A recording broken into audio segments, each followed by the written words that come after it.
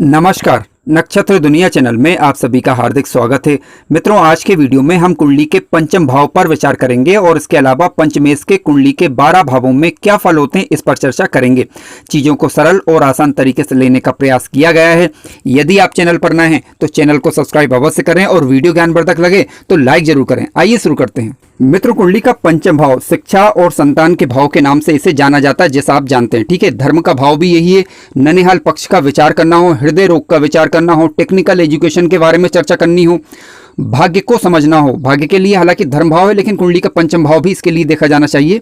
मंत्र ज्ञान का विचार करना हो, प्रतिष्ठा का विचार करना हो, शेयर मार्केट का विचार करना हो, ठीक है, किसी के प्रति लगाव का विचार करना हो तो कुंडली का पंचम भाव देखना अति आवश्यक हो जाता है।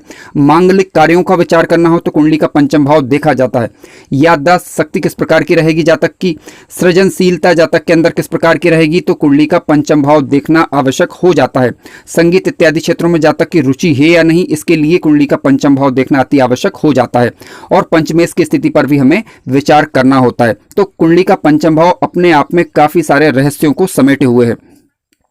आइए अब बात करते हैं कि कुंडली के पंचम भाव का स्वामी यानी पंचमेश यदि अलग अलग भावों में बैठ जाए तो किस प्रकार का फल देता है। आप देख लीजिए कि पंचम भाव में जो राशि का अंक लिखा होगा उसके स्वामी ग्रह को ही पंचमेश कहा जाता है। मित्रों, आइए सबसे पहले विचार करते हैं कि पंचमेश यदि लग्न भाव में बैठ जाए तो किस प्रकार के फल देखने को मिल सकते हैं। देखिए, पंचमेश यदि लग्न में ही बैठ जाए तो जातक अच्छे विचारों वाला होगा, अच्छी सोच का धनी होगा, जातक के विद्वान भी होगा, शिक्षित भी होगा, अच्छी संतानों वाला होगा। ऐसे जातक पर इष्ट की विशेष कृपा बनी रहती है।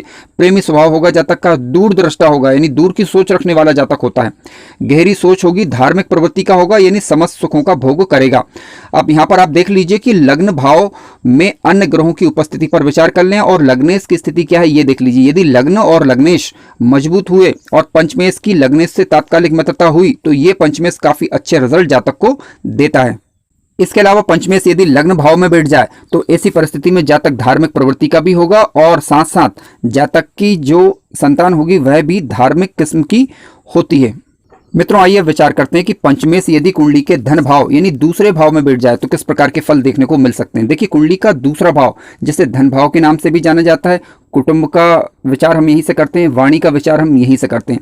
पंचमेश यहाँ पर बैठेंगे तो जातक सोच समझकर बोलने वाला होगा, धनवान होगा क्योंकि बुद्धि का लेवल अच्छा होगा, बुद्धि के कारण वह धन का अर्जन अच्छी तरीके से कर पाएगा। हालांकि जातक जो है थोड़ा सा कुटुंब का विरोधी हो सकता है और उत्तम संतान वाला होगा लेकिन जो संतान होगी वह भी धनवान होगी। मित्रों, आइए विचार करते हैं कि यदि पंचमेश कुंडली के तीसरे भाव में बैठ जाए तो किस प्रकार के फल देखने को मिल सकते हैं। देखिए, पंचमेश यदि कुंडली के तीसरे भाव में बैठते हैं शुभ अवस्था के होकर यानी मित्र क्षेत्रीय होकर पर्याप्त अंश बल के साथ तो ऐसी परिस्थिति में जातक अपने भाइयों से प्रेम करने वाला होगा, दया भावी होगा, पराक्रमी होगा, संतान सुख जातक का उत्तम प्रकार का रहेगा, अपने कर्म से अपने भाग्य का निर्माण करता है। अब ध्यान रखें कि यदि पंचमेश यदि तृतीय भाव में बैठे हैं और वह यदि शत्रु क्षेत्रीय हो जाएं या पीड़ित हो जाएं तो ऐसी परिस्थिति में फिर इसके थोड़े से जो शुभ प्रभाव है उनमें कमी आ सकती है। तो आइए विचार करते हैं पंचमेश यदि कुंडली के चतुर्थ भाव में बैठ जाए तो किस प्रकार के फल हो सकते हैं। देखिए, पंचमेश यदि कुंडली के चतुर्थ भाव में बैठेंगे तो जातक अपने माता पिता की देखभाल करने वाला, घर को लेकर चलने वाला यानी घर की जरूरतों को पूरा करने वाला होता है। उच्च शिक्षा का उपयोग करने में जातक को परेशानियों का अनुभव हो सकता है। इसका कारण यह है क्योंकि पंचम भाव से चतुर्थ भाव द्वादश पड़ता है, इस वजह से। ठीक है, हालांकि यहाँ पर यदि शुभ ग्रह बैठे तो सामान्य प्रकार का फल देंगे लेकिन यदि अशुभ ग्रह बैठे तो फिर दिक्कत थोड़ी सी हो सकती है। हालांकि ऐसा जातक फिर भी अपने परिवार में अपने घर में होशियार होता है। विवेक से भूमि भवन वाहन का सुख जातक प्राप्त करता है। समाज में मान सम्मान की स्थिति जातक को प्राप्त होती है। जनता का समर्थन ऐसे जातक को प्राप्त होता है क्योंकि कुंडली के चतुर्थ भाव से हम जनता के समर्थन का विचार भी करते हैं। मान लीजिए कि कोई राजनीतिक क्षेत्र में है तो जनता का समर्थन उसे मिलेगा या नहीं मिलेगा, तो पंचमेश यदि यहाँ बैठे हुए तो बिल्कुल जनता का समर्थन ऐसे जातक को प्राप्त होता है। लेकिन यहाँ पर हमें शुभ अवस्था या अशुभ अवस्था का ध्यान रखना होगा। हमें ये देखना होगा कि पंचमेश कहीं शत्रु क्षेत्रीय तो नहीं, किसी भी रूप में हो सकते हैं वह, ठीक है, और पीड़ित तो नहीं। और यदि पीड़ित या शत्रु क्षेत्रीय हो जाते हैं तो थोड़ी सी दिक्कत आ सकती है, लेकिन क्योंकि पंचमेश सर्वाधिक शुभ ग्रहों में से एक है इस वजह से ये अच्छा फल ही सामान्यता देते हैं। लेकिन अशुभ ग्रह यदि पंचमेश बनकर यहाँ पर बैठ जाए तो फिर थोड़ी सी परेशानियों का अनुभव हो सकता है। मित्रों, आइए विचार करते हैं कि पंचमेश यदि कुंडली के पंचम भाव में ही बैठ जाए तो किस प्रकार के फल हो सकते हैं। देखिए, पंचमेश यदि अपने ही घर में बैठ जाए तो सबसे अच्छी स्थिति ये कही जाएगी। जातक अपनी संतान से सुखी होता है, जातक की बुद्धि उत्तम प्रकार की होगी, उच्च शिक्षित होगा, ठीक है, उत्तम विवेक होगा जातक के पास, याददाश्त क्षमता अच्छी रहेगी, तीक्ष्ण बुद्धि रहेगी। इसके अलावा विवेक से संबंधित जितने भी कार्य जातक करता है तो उसमें वह सफलता प्राप्त करेगा, चाहे वह टेक्निकल एजुकेशन हो, ठीक है। इसके अलावा अपने भाग्य का निर्माण करना हो, देखिए भाग्य के निर्माण के विषय में बात हम कुंडली के नवम भाव से करते हैं, लेकिन नवम से नवम यदि आप देखें तो कुंडली का पंचम भाव आता है, यानी आपके इष्ट का विचार करना हो तो कुंडली का पंचम भाव देखा जाता है। तो जातक के पंचमेश उसे सृजनशीलता का गुण दे देते हैं। इसके अलावा शेयर मार्केट इत्यादि में भी जातक सफलता प्राप्त करता है। हालांकि आपको यहाँ पर राहु केतु की स्थिति को देख लेना होगा, यदि राहु या केतु नवम भाव अथवा पंचम भाव में उपस्थित है तो इस विषय में आपको सफलता मिल सकती है। हालांकि आपकी कुंडली में राहु अथवा केतु कारक होना चाहिए, इस बात पर आप थोड़ा सा विचार जरूर कर लें।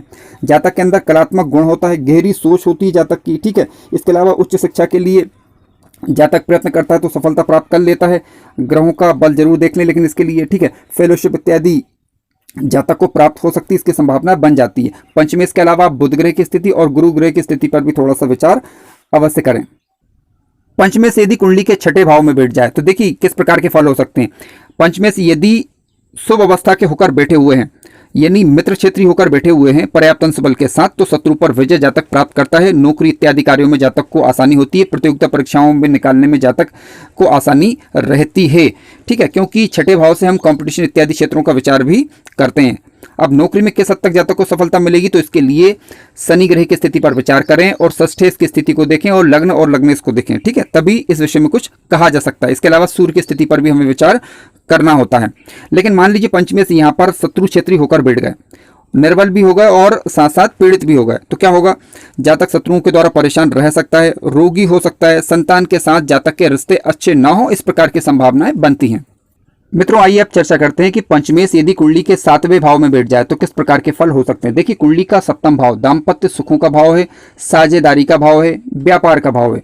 पंचमेश यदि यहाँ पर बैठ जाए शुभ अवस्था के होकर तो जातक का दाम्पत्य जीवन मधुर होता है, विवेक से व्यवसाय करने में जातक सक्षम होता है। और सबसे बड़ी बात कि पंचमेश यदि सप्तम भाव में बैठ जाए तो ऐसी परिस्थिति में जातक के प्रेम विवाह होने के योग बन जाते हैं, ठीक है।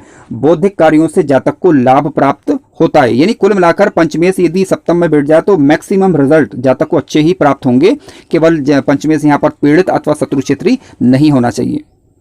यदि पीड़ित अथवा शत्रु क्षेत्रीय हो जाते हैं तो फिर ऐसी परिस्थिति में जिन बातों की हमने चर्चा करी उनमें कहीं ना कहीं प्रभाव पड़ता है, उनमें कहीं ना कहीं दिक्कतें महसूस थोड़ी बहुत हो सकती हैं। मित्रों पंचमेश यदि कुंडली के अष्टम भाव में बैठ जाए तो फल क्या हो सकते हैं, आइए विचार करते हैं। देखिए कुंडली का अष्टम भाव जहां से हम आयु का विचार करते हैं, रहस्यमयी चीजों का विचार करते हैं।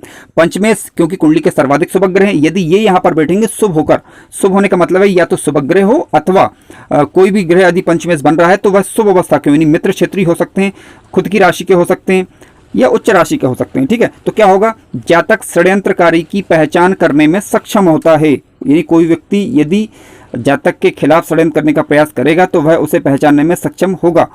पैतृक संपत्ति को बढ़ाने वाला ऐसा जातक होगा। शास्त्रों में जातक की रुचियां हो सकती हैं क्योंकि रहस्यमयी चीजों का विचार हम यहाँ से करते हैं, वेदों शास्त्रों का विचार भी हम यहीं से करते हैं, तो इन चीजों में जातक की रुचियां हो सकती हैं। और पंचमेश जो कि सर्वाधिक शुभ ग्रहों में से एक है तो अच्छी चीजों में ये सक्षम बनाते हैं।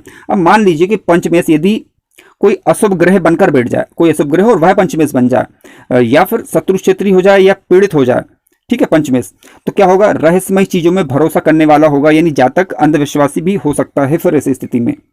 इसके अलावा संतान के साथ जातक के मतभेद हो सकते हैं, ये स्थिति संभव है।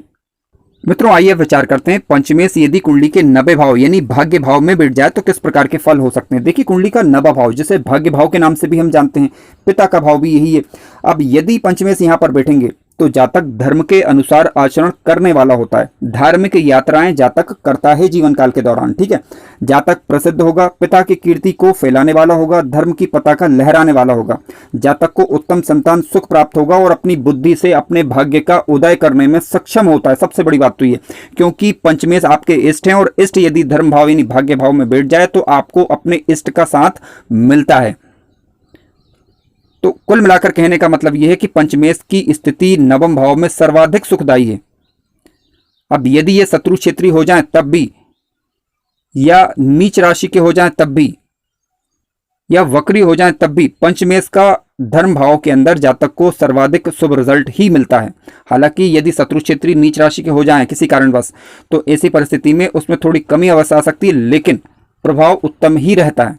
मित्रों आइए विचार करते हैं कि पंचमेश यदि कुंडली के दसम भाव में बैठ जाए तो फल किस प्रकार के हो सकते हैं। देखिए, कुंडली का दसम भाव जो कर्म भाव है, कार्य क्षेत्र का भाव है आपका, चाहे आप नौकरी करें या व्यापार करें, तो कार्य क्षेत्र को देखना हो तो दसम भाव देखना और दशमेश की स्थिति पर विचार करना जरूरी होता है।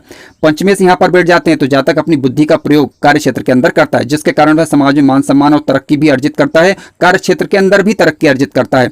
अब क्योंकि पंचमेश अपने घर से छठवें का संबंध बना रहे हैं, इसके कारण जातक के कुछ अनायास शत्रु पैदा हो सकते हैं। लेकिन सबसे अच्छी बात यह है कि पंचमेश क्योंकि दसम भाव में बैठे हुए हैं, इसकी वजह से जातक अपने शत्रुओं को पहचानने में सक्षम भी होता है।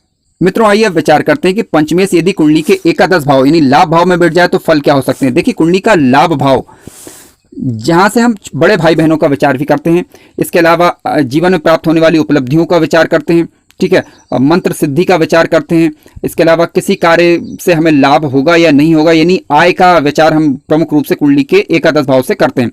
पंचमेश यहाँ पर यदि बैठते हैं तो जातक के अंदर सृजनशीलता का गुण होता है और जातक अपने जीवन में बुद्धि के दम पर आय का अर्जन करता है। बड़े भाई बहनों के साथ संबंध जातक के अच्छे बने रह सकते हैं। जातक के पास कोई ना कोई कला अवश्य होती है जिसका प्रयोग करके अपने जीवन का निर्वाह वह आसानी से कर पाता है। आइए विचार करते हैं कि पंचमेश यदि कुंडली के 12वें भाव में बैठ जाए तो फल किस प्रकार के हो सकते हैं। देखिए, कुंडली के 12वें भाव से हम यहाँ से विचार करते हैं खर्चों का, शयन कक्ष का, मन की व्यथा का, बंधन का, अस्पताल के खर्चों का, जेल यात्रा का, विदेश यात्रा का, धन की हानि का, दान पुण्य का भी भाव ये हालांकि यही है, मोक्ष का भाव भी यही है, ठीक है। यानी कुल मिलाकर 12th हाउस की बात करें तो धोखाधड़ी, ब्लैकमेलिंग, ठीक है, एकांत का भाव भी यही है। पंचमेश यदि यहाँ पर शुभ होकर बैठ जाए यानी खुद की राशि में, मित्र राशि में या उच्च राशि में, तो ऐसी परिस्थिति में क्या होगा। ऐसी परिस्थिति में देखिए, जातक दान पुण्य में खर्च करने वाला होता है, यानी बुद्धि पूर्वक खर्च करेगा जातक और बुराइयों से आसानी से निपट पाएगा। लेकिन एक बात का हमें विचार करना होगा कि पंचमेश अब अपने घर से अष्टम का संबंध बनाए हुए हैं। यदि पंचमेश यहाँ पर जरा भी थोड़े से कमजोर पड़े या पीड़ित हुए या शत्रु क्षेत्री हुए जिसके कारण वह अपना बल ना दिखा पाए, तो ऐसी परिस्थिति में क्या होगा, जातक अविवेक पूर्वक खर्च करने वाला हो सकता है, यानी बिना सोचे समझे खर्च करने वाला हो सकता है और अपनी बुद्धि का प्रयोग जहां उसे अच्छे कार्यों में करना चाहिए वह फिजूल की बातों में कर सकता है। मित्रों ध्यान रखें कि यदि आपकी कुंडली में किसी भी कारणवश पंचमेश के शुभ रिजल्ट ना मिल रहे हों, तब आप अपने पंचमेश के इष्ट देव जो भी हैं आप उनकी उपासना करें, उनका ध्यान पूजन करें, तो आपके पंचमेश शुभ होकर आपको शुभ रिजल्ट देने लगेंगे। मित्रों वीडियो ज्ञानवर्धक लगा हो तो लाइक जरूर करें और चैनल पर नए हो तो सब्सक्राइब भी करें। धन्यवाद।